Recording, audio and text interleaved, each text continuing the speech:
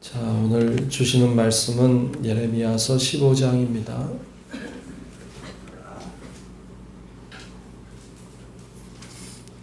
예레미야서 15장 1절부터 마지막 절까지 말씀 보겠습니다.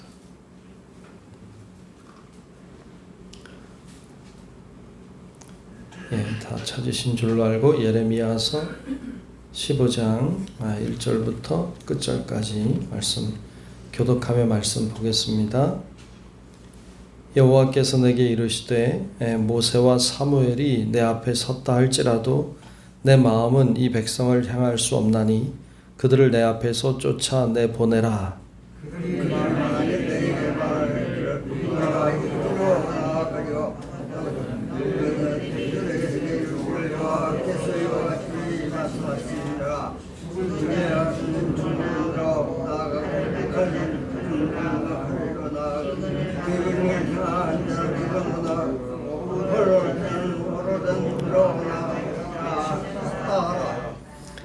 여호와의 말씀이니라. 내가 그들을 네 가지로 벌하리니 곧 죽이는 칼과 찢는 개와 삼켜 멸하는 공중의 새와 땅의 짐승으로 할 것이며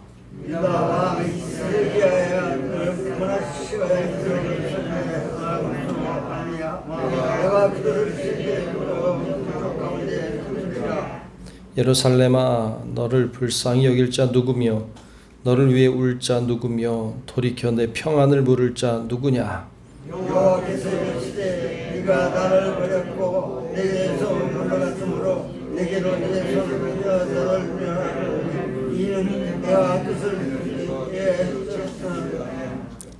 내가 그들을 그 땅의 여러 성문에서 키로 까불러 그 자식을 끊어서 내 백성을 멸하였나니 이는 그들이 자기들의 길에서 돌이키지 아니하였음이라.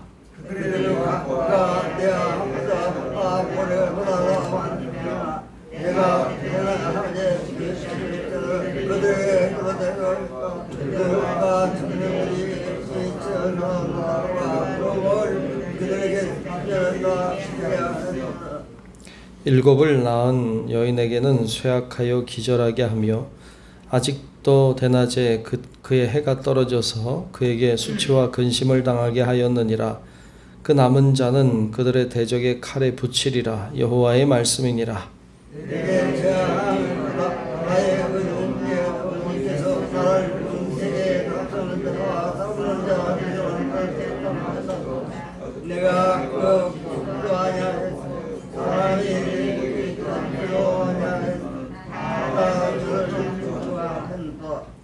여호와께서 이르시되 내가 진실로 너를 강하게 할 것이요 너에게 복을 얻게 할 것이며 내가 진실로 내 원수로 재앙과 환난의 때에 내게 간구하게 하리라.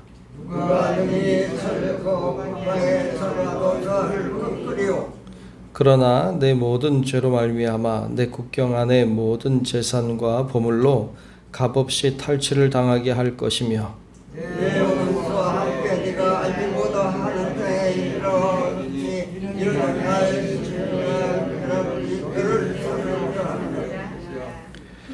여호와여, 주께서 아시오니 원하건대 주는 나를 기억하시며 돌보시사 나를 박해하는 자에게 보복하시고 주의 오래 참으심으로 말미암아 나로 멸망하지 아니하게 하옵시며 주를 위하여 내가 부끄러움 당하는 줄을 아시옵소서. 만군의 하나님 여호와시여, 나는 주의 이름으로 이끌음을 받는 자라. 내가 주의 말씀을 듣어오니 주의 말씀은 내 기쁨과 내 마음의 즐거움이요. 내가 기뻐하는 자의 모임 가운데 앉지 아니하며 즐거워하지도 아니하고 주의 손에 붙들려 홀로 앉아 싸우니 이는 주께서 분노로 내게 채우셨음이니이다. 나의 고통이 계속하며 상처가 당함은 어찌 되니까? 주께서는 내게 대하여 물러가시라고 이는 신의 값이시니까. 여호와께서 이와 같이 말씀하시되 내가 만일 돌아오면 내가 너를 다시 이끌어 내 앞에 세울 것이며 내가 만일 헛된 것을 버리고 귀한 것을 말한다면 너는 나의 입이 될 것이라. 그들은 내게로 돌아오려니와 너는 그들에게로 돌아가지 말지니라. 내가 너로 이 백성 앞에서 하는 일에 대하지 누구지 못할 것은 내가 너와 함께하여 너를 구하여 주느니라 여호와의 말씀이니라. 함께 봅니다. 내가 너를 악한 자의 손에서 건지며 무서운 자의 손에서 구원하리라. 아멘. 예, 오늘도 주님의 은혜가 우리 모두 위에 임하시고 함께 하시기를 축복합니다. 아멘. 네. 오늘 말씀을 보면 이제 1절에 이렇게 말씀하고 있어요. 같이 제가 한번 1절을 보겠습니다. 여호와께서 내게 이르시되 모세와 사무엘이 내 앞에 섰다 할지라도 내 마음은 이 백성을 향할 수 없나니 그들을 내 앞에서 쫓아내 보내라 그랬어요. 내 백성을 쫓아내 보내라.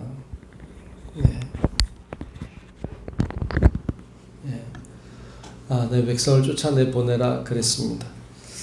하나님이 하나님의 백성을 심판하시는 모습을 보여주는데요. 하나님의 백성을 심판하는 모습이 유쾌한 일이 아니죠. 하나님이 하나님의 자녀를 쫓아내는 것이니까. 왜 그렇게 하세요?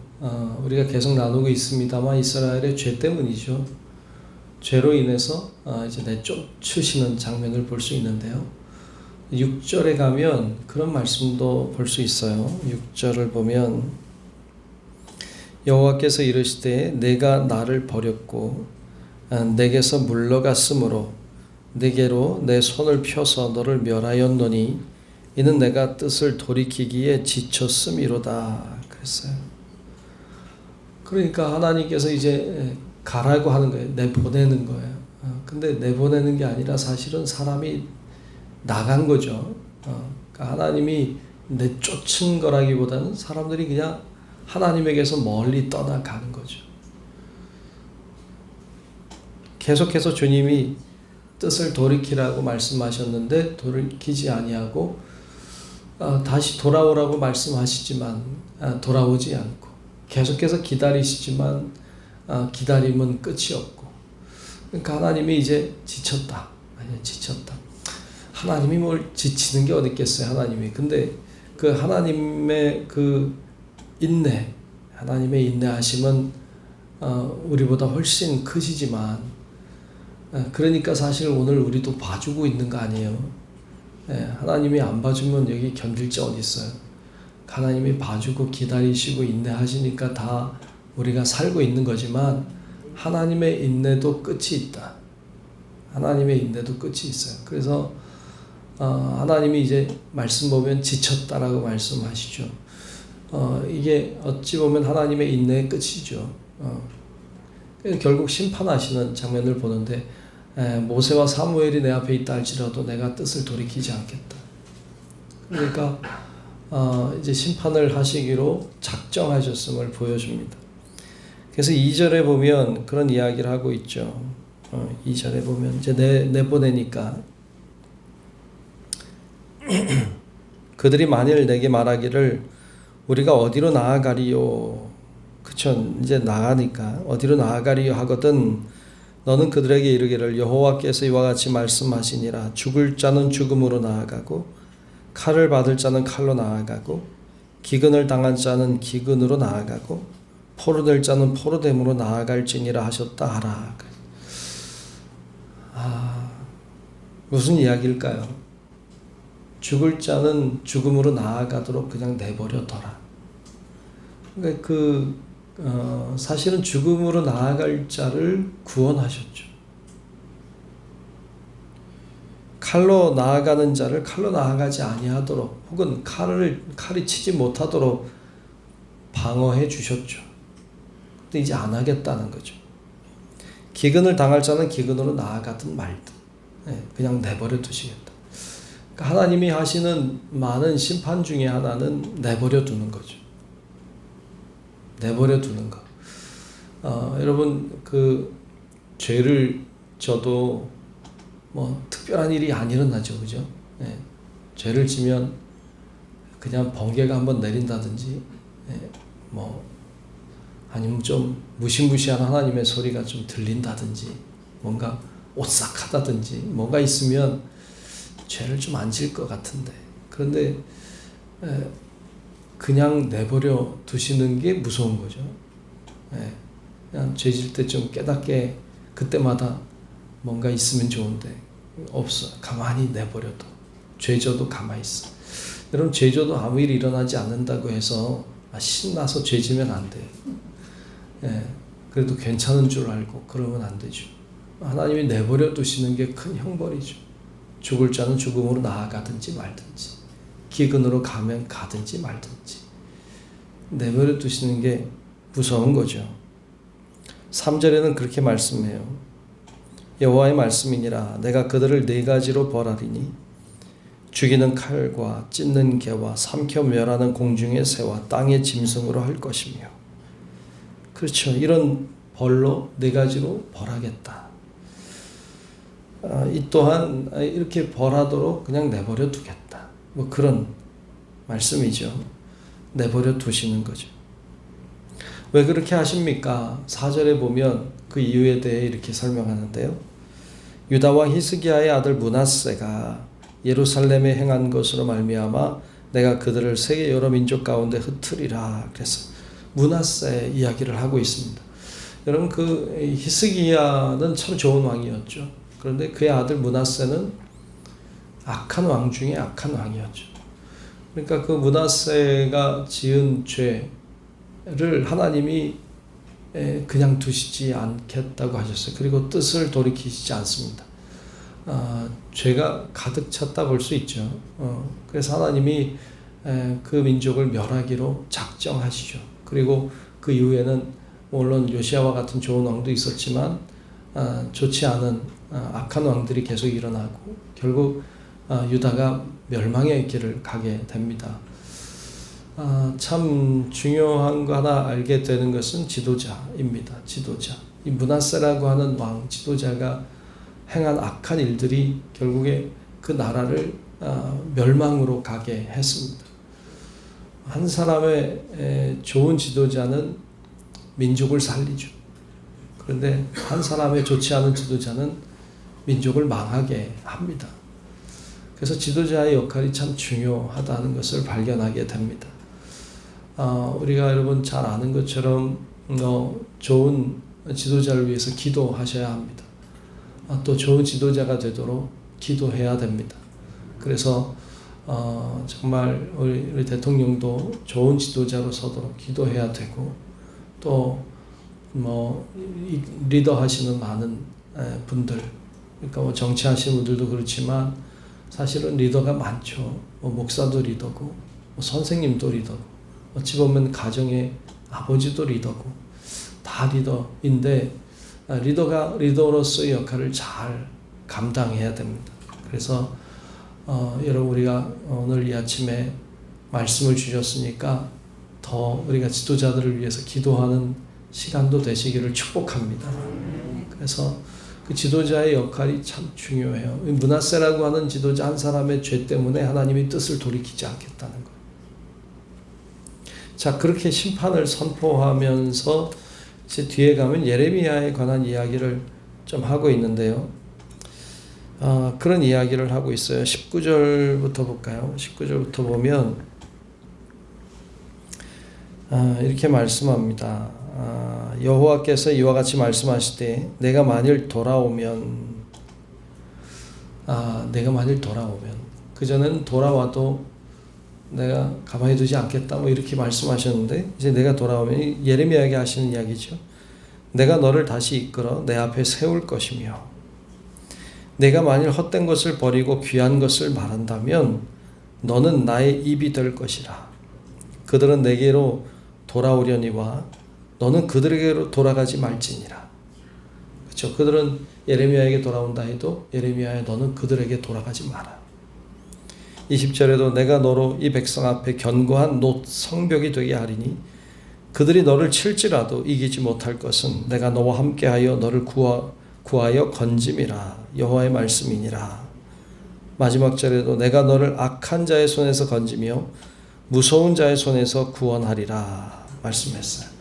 그러니까 예레미야를 향한 말씀인데 이게 사실은 소망이 되고 있죠. 하나님이 내가 너희 앞에 모세와 사무엘이 있어도 내가 돌이키지 않겠다. 내가 너희를 심판하겠다. 내가 너희를 그냥 내버려 두겠다. 이렇게 말씀하셨지만 예레미야를 향해서는 네가 돌아오면 내가 너를 구원하겠다. 말씀하시는 것을 봅니다. 이건 예레미야를 향한 말씀이기도 하지만 사실 백성이 그렇게 돌아오기를 원하시는 말씀이기도 하죠. 내가 너를 심판하리라 말씀하셔도 내가 너를 그냥 내버려 두리라 말씀하셔도 진짜 주님의 속마음은 구원에 있고 살리는 데 있다는 것을 발견하게 됩니다. 여러분 주님의 마음을 알고 이 시간 기도하기를 원해요. 여러분들이 하나님 주님의 마음을 저희가 알고 깨닫고 돌이키게 하시고 주의 마음을 시원케 하는 종들이 되게 해달라고 오늘 이 새벽에도 기도하며 나아가는 우리 성도 여러분들이 되시기를 축복합니다. 기도하겠습니다. 은혜로우신 아버지 하나님, 오늘도 주께서 우리를 인도하시고 기도의 자리에 있게 하시고 주님 앞에 간구하게 하심을 감사합니다. 마음과 뜻을 다해 간구하는 우리의 기도가 하늘에 상달되게 도와 주옵시고 우리를 심판하시며 그러나 우리를 구원하기 원하시는 그 하나님 아버지의 마음을 알아 주님의 뜻을 이루어드리는 우리 모든 종들이 되게 해 주시옵소서. 이 시간 특별히 지도자들을 위해 기도합니다. 이 땅에 세워진 지도자들이 역할을 잘 감당하게 도우시고 하나님을 두려워함으로 정말 하나님을 기쁘시게 하는 귀한 우리 모든 지도자들이 될 수 있도록 하나님께서 우리를 인도하여 주시옵소서. 성령께서 오늘도 기도의 제목들을 가지고 나온 우리 성도들을 축복해 주시고 하나님 앞에 간구할 때마다 하늘 문을 여사 응답해 주시고 하나님의 역사를 보게 해 주옵소서. 오늘도 주님과 동행하는 삶 살기를 원하오며 살아계신 예수님 이름으로 간절히 축복하며 기도하옵나이다. 아멘. 하늘에 계신 우리 아버지여, 이름이 거룩히 여김을 받으시오며 나라가 임하시오며 뜻이 하늘에서 이루어진 것 같이 땅에서도 이루어지이다. 오늘 우리에게 일용할 양식을 주시옵고 우리가 우리에게 죄 지은 자를 사하여 준 것 같이 우리 죄를 사하여 주시옵고 우리를 시험에 들게 하지 마시옵고 다만 악에서 구하시옵소서. 나라와 권세와 영광이 아버지께 영원히 있사옵나이다. 아멘.